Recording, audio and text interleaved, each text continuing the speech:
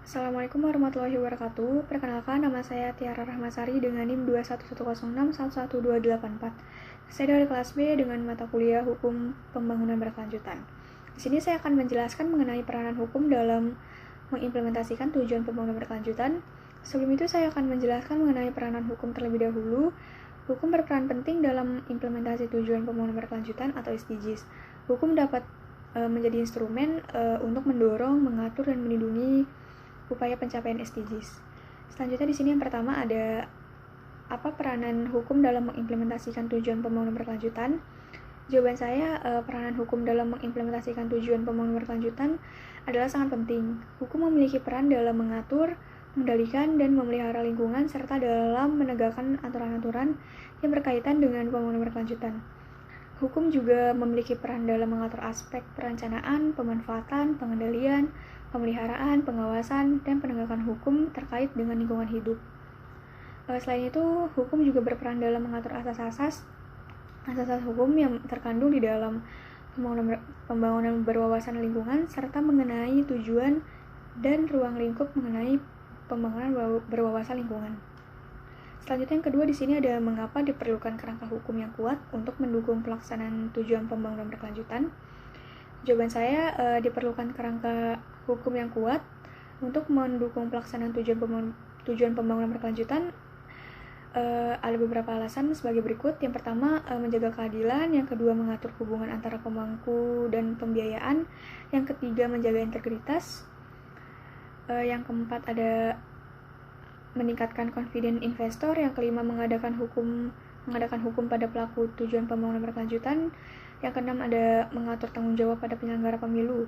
Secara keseluruhan, kerangka hukum yang kuat sangat penting dalam mendukung pelaksanaan tujuan pembangunan berkelanjutan karena memastikan keadilan, menjaga hubungan antara pemangku dan pembiayaan, menjaga integritas pelaksanaan, meningkatkan confidence investor, mengadakan hukum pada pelaku tujuan pembangunan berkelanjutan, dan mengatur tanggung jawab penyelenggara pemilu. Selanjutnya yang ketiga, di sini ada siapa yang bertanggung jawab dalam pembentukan dan penerapan regulasi hukum untuk mencapai tujuan pembangunan berkelanjutan.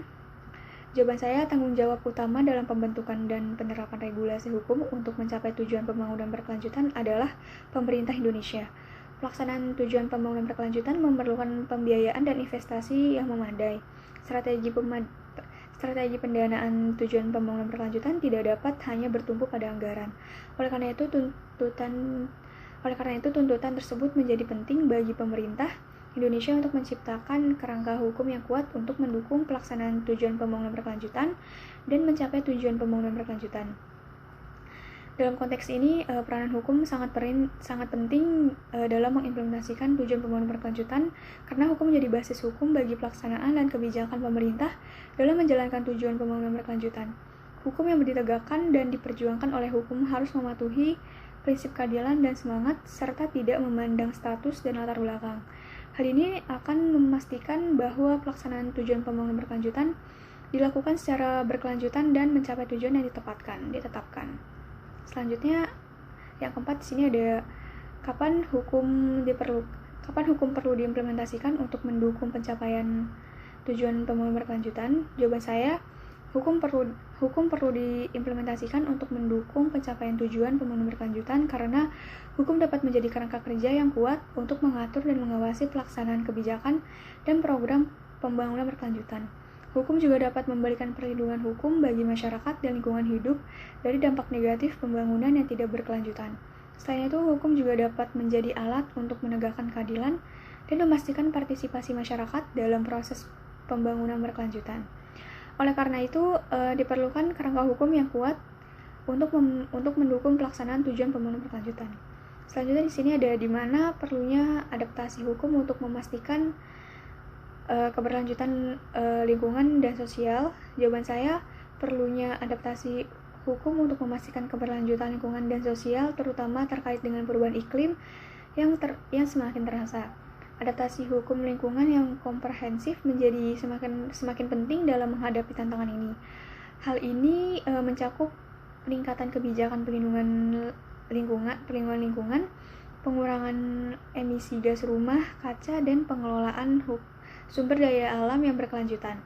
Selain itu, hukum juga harus mampu beradaptasi dengan tantangan baru yang dihadapi, termasuk peningkatan intensitas dan cakupan wilayah bencana alam, penurunan mutu dan kelimpahan sumber daya alam, peningkatan alih fungsi kawasan hutan dan atau lahan, peningkatan jumlah penduduk miskin atau terancamnya keberlanjutan penghidupan sekelompok masyarakat, dan peningkatan risiko terhadap kesehatan.